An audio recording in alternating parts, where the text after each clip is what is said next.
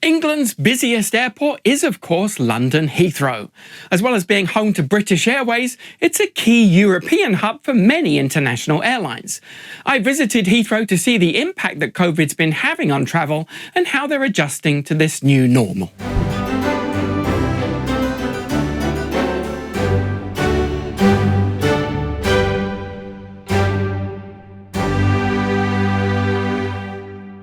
Heathrow Airport is usually one of the world's busiest, but with passenger numbers down 88%, it feels more like a ghost town right now.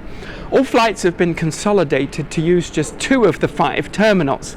Terminal 5 for British Airways and Terminal 2 for everyone else, because, well, BA doesn't play nicely with all the other kids.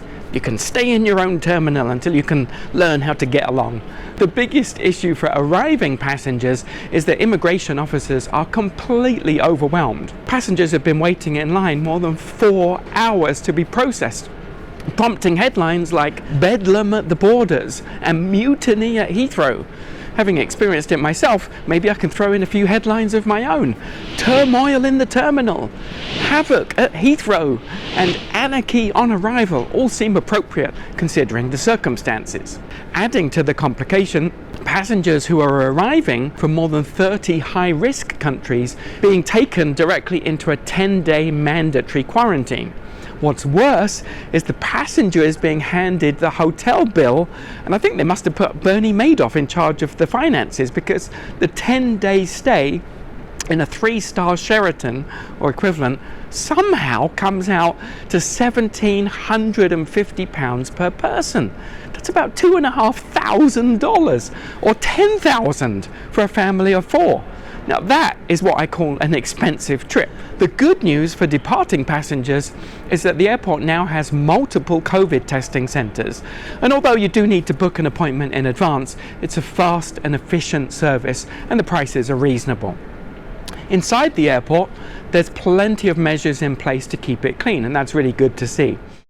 In a press release, airport management said that they're employing 100 hygiene technicians, aka cleaners, as well as using UV cleaning robots, hand sanitizing stations at entry points, and one thing that I haven't seen anywhere else are the antiviral technologies used on the lift buttons, or elevators as our American friends would say.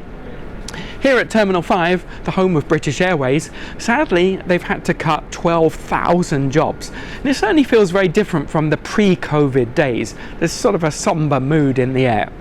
On the positive side of things, I always try to look at the positive. Cafe Nerd, the lone coffee shop in the check-in area, has reopened at last, so at least I can get a caffeine fix. In fact, I think I'll head there now. Thanks for watching. For more travel pro tips, be sure to watch the full episode here and subscribe to this channel here, and then click the little bell and select all so you're notified about the new episodes. Also, we have a nifty free guide for you, which you can get at travelproshow.com. It's called 7 Top Travel Hacks to Save You Money on Your Next Flight, and it's the ultimate blueprint for getting the best deal every time. And finally, thank you for supporting creators like us so we can continue to bring you high quality original content. See you on the next episode.